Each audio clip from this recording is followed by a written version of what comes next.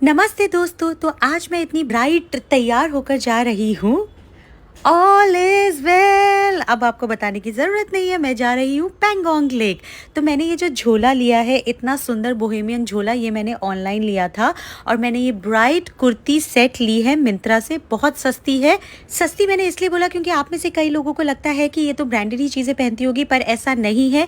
मुझे चाहे स्ट्रीट से कोई चीज़ पसंद आ जाए या फिर ऑनलाइन मैं कहीं से भी कुछ भी ले लेती हूँ, मैं ब्रांड कॉन्शियस नहीं हूँ और इत्तेफाक से मेरे ऊपर अच्छा भी लग जाता है। अच्छा, बाय द वे, सबसे पहले मैं आपको इस लोकेशन के बारे में बता दूं। मैं नुब्रा वैली में स्टोन हेज होटल में रुकी थी, जिसका ये व्यू है। आपको ना इस होटल से ही निकलने का मन नहीं करेगा। ये जो सारी लोकेशन है ये उसी होटल की है। होटल के ये पीछे का बैकयार्ड एरिया है जहाँ पर ये झरना है और आपको अपने रूम से भी ये चीज़ दिखती है और आप वहाँ बैठकर शाम की चाय एंजॉय कर सकते हो, अपनी वीडियोस बना सकते हो। इतनी प्यारी झरने की आवाज़ और बर्ड्स की आवाज़ आती है कि आपको वहाँ से निकलने का मन ही नहीं करेगा।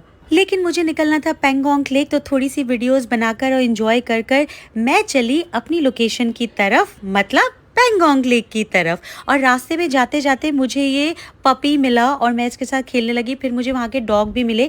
डोंट वरी, मैंने सबको खाना खिलाया। और मैं आपको भी यही बात बताना चाहती हूँ कि अगर आप रास्ते में या किसी पहाड़ी एरिया में ट्रैवल कर रहे हैं तो प्लीज़ अपने साथ बिस्किट्स के पैकेट्स लेकर जाएं। वहाँ पर ऐसे बहुत सारे भूखे डॉग्स होते हैं जिनको आप अगर खाना खिला देंगे तो बहुत ही अच्छा होगा।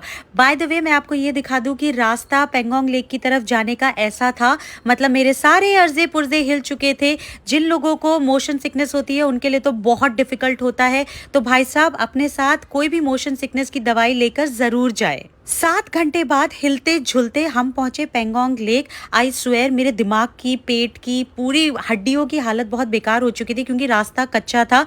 पर वहां पहुंचकर बहुत सुकून मिला क्योंकि जो वहां का नज़ारा था ना, वो बहुत ही खूबसूरत था। जून के महीने में भी हवा बहुत तेज़ चल रही थी, तो आधे घंटे में ही मेरी हालत ख़राब होनी शुरू हो गई थी। कान में बहुत तेज़ दर्द हो रहा था, गले का दर्द शुरू हो गया था और नाक बिल्कुल चोक हो गई थी, बंद हो गई थी। बट फिर भी क्योंकि मैं कंटेंट क्रिएटर हूँ तो मुझे तो कंटेंट निकालना ही था। मरते गिरते पड़ते मैंने कंटेंट निकाला, अपनी वीडियोस बनाई और उसके बाद वहाँ से मैंने चलने की तरफ सोचा। और वहाँ पर आप लोग ना रुक भी सकते हो पेंगोंग लेक पे, वहाँ पे कैंप्स हैं। बट मुझे ले वापस लौटना था क्योंकि वहाँ से मुझे जाना था घर वापस। मेरे यहाँ पे रुकने का कोई इरादा नहीं था। मैं आप लोग को ये बता दूं कि भाई साहब, अगर आप जून के महीने में भी जा रहे हो तो एक वार्म जैकेट अपने साथ लेकर ज़रूर जाना। लेक से वापस जाते हुए रास्ते में लग गया जाम और मेरा एंग्जाइटी लेवल और मुझे बहुत ज़्यादा अनईजी हो गया था, तो मुझे ऑक्सीजन लगाना पड़ा।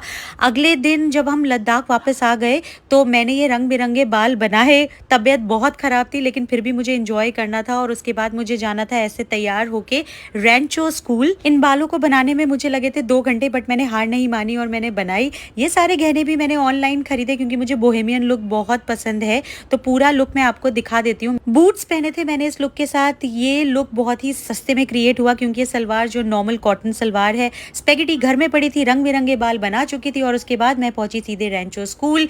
ये आपको अब दिखेगा रेंचो कैफे। यहाँ पर आप थोड़ी देर घूम सकते हो। उस दिन बहुत ज़्यादा गर्मी थी, तो जो लेह लद्दाख का मौसम है ना, वो ऑन एंड ऑफ होता रहता है, कभी सर्द कभी गर्म, तो अनप्रेडिक्टेबल था। फिर मुझे दिखे ये 3 स्ट्रेंजर बॉयज जो 3 इडियट्स का सीन क्रिएट कर रहे थे, वो करंट वाला, और ये बहुत ही क्यूट लग रहे थे तो मैंने कैप्चर कर लिया। बाय द वे, मैंने उनको बता दिया था कि मैं कैप्चर कर रही हूँ। ये है मेरे लद्दाख के होटल का रूम जो है ग्रैंड ड्रैगन होटल। उन्होंने मुझे अपग्रेड दिया था last day. Thank you grand dragon.